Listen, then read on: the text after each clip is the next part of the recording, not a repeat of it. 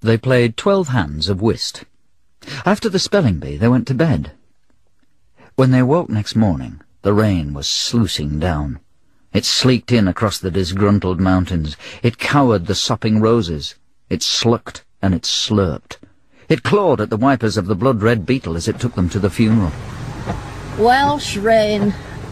It's always so much wetter than everyone else's. Am I right? I am. The farm hunched itself into the tired old hill. Black cattle grazing, resentful and sodden. The ancient collie cartwheeling its tail and showing its mottled gums. They were greeted by the undertaker, who wore his black ankle-length overcoat and a transparent pink plastic pixie hood. Felicitations and greetings. I am pleased to inform you that the congregation is assembled. He led them into the front parlour. In the centre of the room stood the open coffin. Uncle Mort looked inside and said, "Morning, Squire. You've not had much luck with the weather, have you?" Every chair, sofa and puff was occupied by elderly people of different yet relentlessly converging sex. They sat straight-backed and silent, rattling their teeth softly and collecting dust.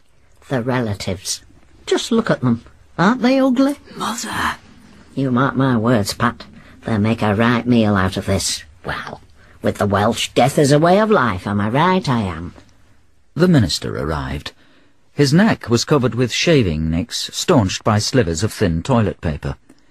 He took off his bicycle clips, shook hands with the mourners, and commenced to speak in Welsh. Right. That's it. I'm off. Mother! But she was not to be stopped. With an imperious wag of her right forefinger, she summoned her entourage and led them out of the parlour. Talking in Welsh in front of strangers. It's so rude. I don't know why the Welsh have to have their own language. We don't. Am I right? I am. They stepped outside into the slow, cold drip of the yard. The rain had ceased. The aged collie wagged its tail at them and barked. It limped a few paces ahead of them, stopped, turned its head, wagged its tail again, and hobbled purposefully towards a gate hidden in the straggle of an old hawthorn hedge. What's his game, then? He's trying to take us somewhere, missus. The dog thumped its tail again and motioned with its head towards a distant corner of the field. They followed it. It stopped outside a small pub, skulking behind a line of ewes and a broken-backed double-decker bus squatting its axles on mounds of tottering bricks. The dog wagged its tail, barked, and motioned for them to follow it inside. They did so. The dog led them into a cramped and musty snug bar and wriggled its way under a crooked armchair. That's where his master sat every night after closing time, without fail. I was going to present him with a certificate for it. What are you doing here? I thought you were supposed to be running a funeral. Well, indeed I am, sir, but they'll not be requiring my services for another hour or so. Give the cadaver a good send-off in the house, they do. We wouldn't want to see him buried before he's well and truly vilified by his nearest and dearest. Now then, what is your pleasure? They ordered drinks. Mrs. Partington sipped silently at her port and lemon for a moment, and then she said, I think it's disgusting. I think it's outrageous. What, Mother? The fact that he never told me he spent all his nights here drinking and boozing. I thought when he left me after tea he went straight home and played with his stamp hinges. Typical of the Welsh, isn't it? Devious and drink-crazed, deceitful, treacherous, and congenitally bibulous. No wonder they can never rustle up a decent panto at Llandudno. Carter Brandon bought another round of drinks. He once made a most improper suggestion to me, did Mr. Roberts. Did he, Mother? What?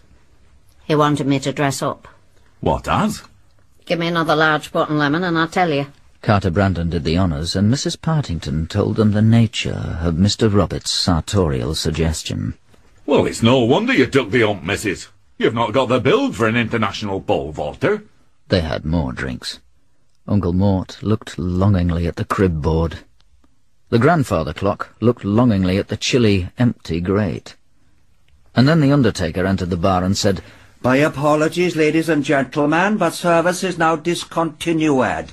Time to resume the obloquies. Your glasses, if you please. They stood up and made for the door. Hold on, we forgot the dog. Carter Brandon called it.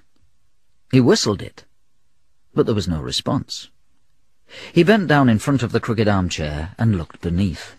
Oh, heck. What's up? It's the dog. He snuffed it. He pulled out the body from beneath the crooked armchair. Its tail was coiled warmly round its front paws. Its ears were pricked, and on its tired old face was a smile of serene contentment. They carried it back to the farm. The mourners were leaving for the chapel. Ignore them. They'll only be jabbering away in Welsh and singing their tonsils off. Honestly, Pat, whoever told the Welsh they could sing wants shooting? I've heard more musical noises coming from next door's dishwasher. Am I right? I am. But, Mother, you can't leave Mr. Roberts to go to his grave without paying your last respects. I'll pay my last respects to him through his dog. I always had more time for the dog than I did for him. It never scratched itself so much in rude places. And so they buried the dog in the field sleepy with cattle. We'd best make some sort of headstone for him. He picked up an old wooden fencing stake and wrote on it carefully with his indelible pencil. There we are. His headstone. What does it say? I haven't got my reading glasses with me. What does it say, Mrs.? Simple. Simplicity itself. It says, "Abode with Mo." And so, later in the evening, they returned to their home in the north of England. In the comforting crib of the pub later that night, Uncle Mort turned to Carter Brandon and said, Carter, it's bloody hard work going on holiday, isn't it, Carter? Aye. You know what you should get before you embark on one? Tell me. A certificate of death. A what? A certificate of death. Am I right? I am.